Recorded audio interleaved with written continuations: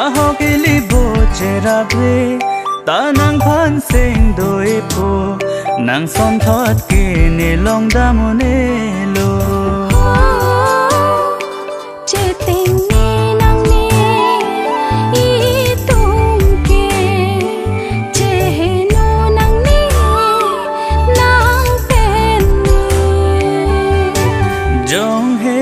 le che ka nang ne pu ta me man pu se me lang dang no